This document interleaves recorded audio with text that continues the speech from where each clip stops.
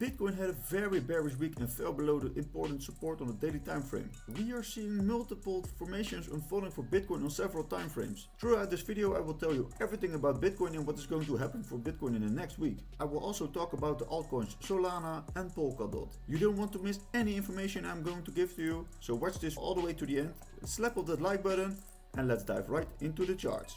Bitcoin had a very bearish week and we saw a lot of downside last week. We opened the Bitcoin CME gap at $56,351, so that is around this point. And I expect that Bitcoin is going to trade around this level for the coming weekend. So I don't expect a lot of volatility, but of course we can also see a weekend pump or a weekend dump. And you never have to trust a weekend pump or a dump, because we also saw that last week. And then we came all the way back to the CME gap. The CME gap always tends to close, so I expect that Bitcoin is going to trade around this level. So during the weekends I'm not actively trading because the volume is very low and you always have some scam wicks. So I just hold my positions until Monday and from there I will search for new entries. In my video of yesterday I talked about this huge broadening wedge for Bitcoin. We can see multiple touch points on the top side as resistance and multiple touch points on the downside as support. And yesterday we bounced from this huge support area and we can see a beautiful bounce to the top side. And this created a little bit more bullishness because we can see a huge bounce, and that is indicating that this trend line support is holding strong for now. So what we want to see for Bitcoin is that we're going to see more upside, and eventually we want to see this break of this downtrend, of course, and that would have a bullish effect on the markets for Bitcoin. But for now, yeah, we have to be a little bit patient, and of course it's a diagonal line, another horizontal line. So if we're going to break down from this level, I expect that we're going to see levels around the 52,000 and it will be around this support level. And this will be the first big support level for Bitcoin on the daily time frame. So if Bitcoin falls down below this broadening wedge, I think this $52,000 support will be the first level to go to for Bitcoin. But for now we are seeing a bounce into this broadening wedge, and let's see if we maybe can see a trend reversal for Bitcoin and test the upper side resistance again. Yesterday we had a very bullish day for the Bitcoin ETFs. We saw Fidelity bought more than $117 million. Grayscale was selling, of course, and we had an inflow of $143 million, so that is insane.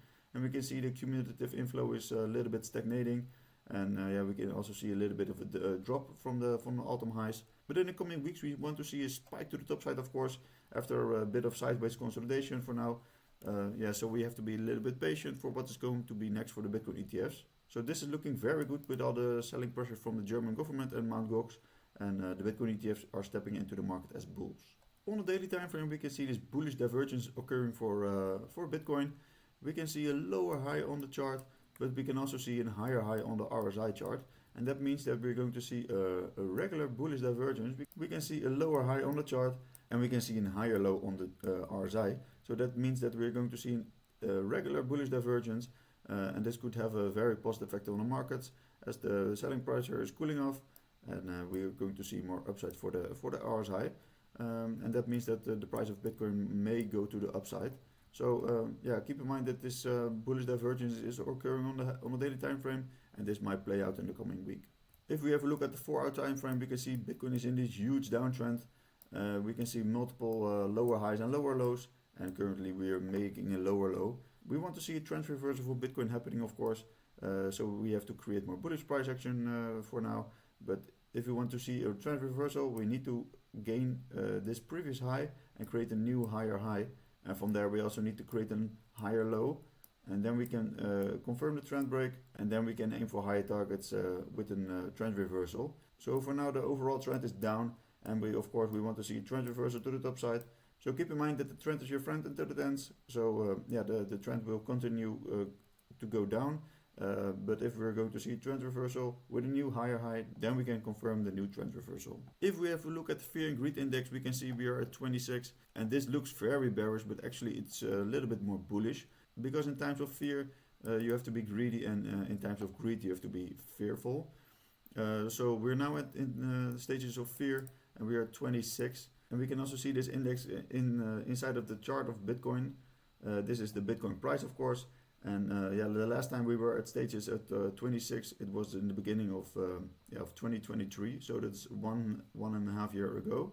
And this is looking very bullish in my opinion, because we are at around the $55,000, and we are now at stages of fear. We could maybe expect more of this kind of upwards momentum with a lot of bright green dots. And if we do so, yeah, Bitcoin will create more all-time highs. It's good to see after this big run up to the top side that the fear and greed index is a little bit cooling off, and we are now at stages of fear. So that is actually a very bullish thing to see. And yeah, we need to see more upside from here, and then we can confirm more all-time highs. Another interesting chart to look at is this monthly chart. We are seeing the month of July is opening a little bit bearish, but it's still the 6th of July. But if this monthly candle of July will close above this huge support area, yeah, we are just fine, and then we can confirm the beautiful retest of the previous candles in the past. We can see here resistance, and now yeah, we broke it a couple months ago. And yeah, we're just retesting this resistance as support. So if this monthly candle of July closes above this support level, we can confirm the retest, and that will be a bullish retest, and then we can aim for higher targets. So for now, it looks like yeah, we're going down, but of course the month of July is still just in the beginning, and yeah, we could even see more bullishness coming into the market. But if this monthly candle will close below this level, then we have to become a little bit more bearish.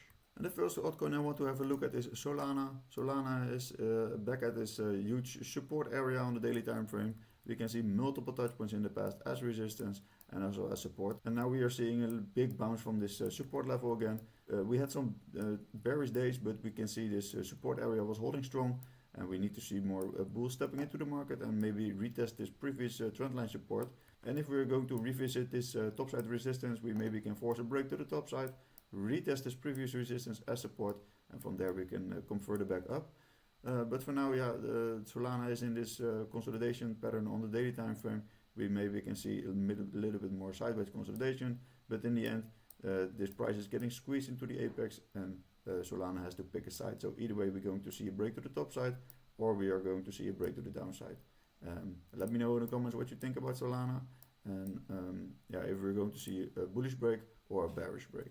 Another interesting altcoin to look at is Polkadot. We can see Polkadot had a beautiful run up with a lot of spikes to the top side, but then after that we came down, and we created this huge support / resistance area on the daily time frame. We can see we broke below this huge support area, and this week we retested this previous support as resistance, and now we are going to see lower levels from here. So this is a bearish retest on the daily time frame for Polkadot. And yeah, we need to regain this previous resistance and yeah, create more upside for Polkadot to become a little bit more bullish. So for now we have to be a little bit more bearish, and we have to look at previous price action. And of course this is the first big resistance for Polkadot in the past. So this could be the very interesting support to look at.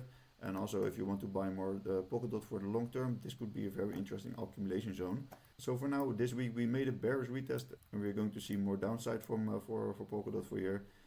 So we also are in this huge downtrend for Polkadot, and we're going to need to see a trend reversal for Polkadot happening. So we need to create a higher high and higher low, and from there we can confirm the trend reversal and aim for higher targets. I hope you found this video useful. Give me a follow on Twitter, and I will see you in the next video. Bye bye.